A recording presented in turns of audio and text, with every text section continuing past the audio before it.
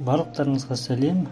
Бүгін біз сіздермен темпераментті анықтау тест бойынша обзор жасайын деп отырмын. Олай болса, мен каналыма жазылып, өзгеге бөлісіп, коммент қалдыруларыңызды сұраймын. Лайк басыңыздар.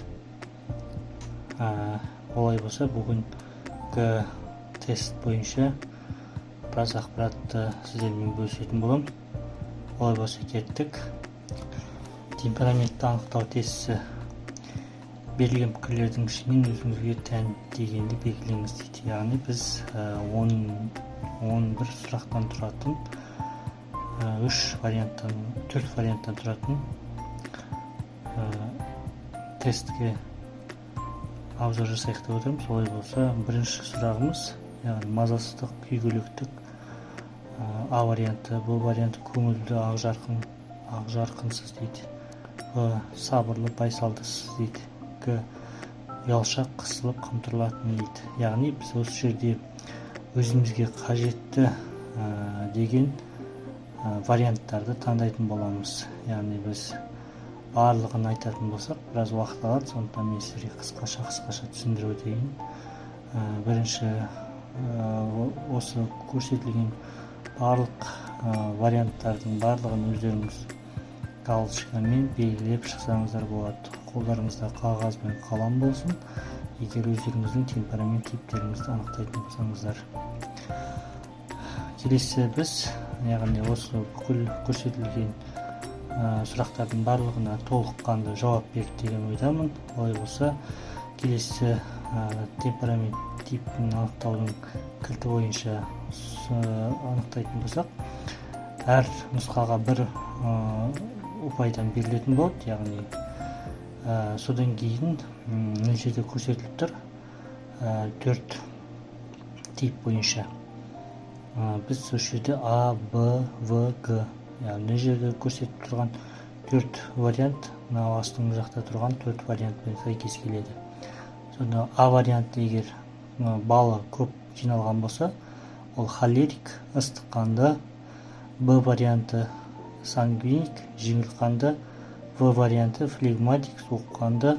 Г варианты меланхолик, ауыр қанды болып саналады. Егер қай нұсқа балы көп болса, сол темперамент иесінің көрсеткіші болып саналады. Егер мына жерде көрсетілген сипаттамаларды оқып шығатын болсақ, темперамент жүйке саласының тума қасиеттер туындайтын адамның жеке дара өзгешелігі дейді. Мәселен, қимыл қозғалысы шапшаң, ұстамсыз, ылғи да күйіп пісуге дайын тұратын күйгілік адамдар болады. Мұндайлар істі бұрқыратып істейді, кейде қолын бір сілтеп сылқ ете түседі.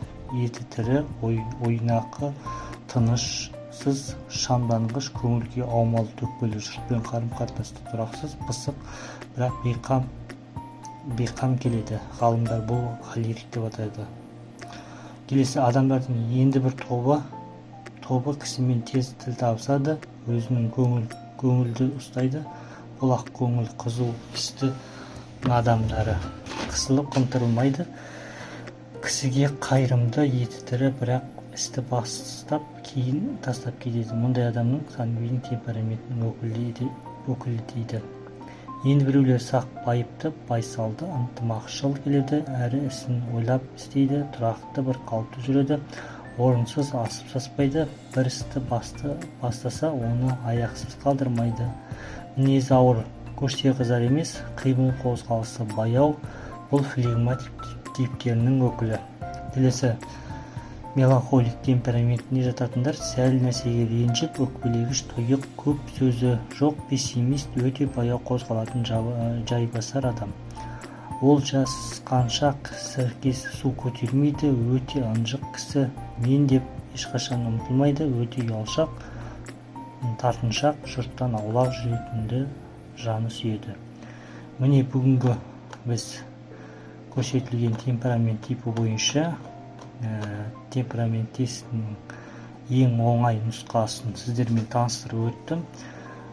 Егер осы видео сіздерге ұнайтын болса, лайк басып, коммент қалдыруларыңызды сұраймын.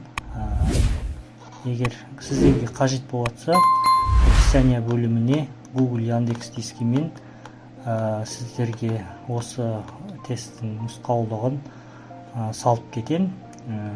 Егер пайдаларыңызға жарап жатса, мен де қуанамын.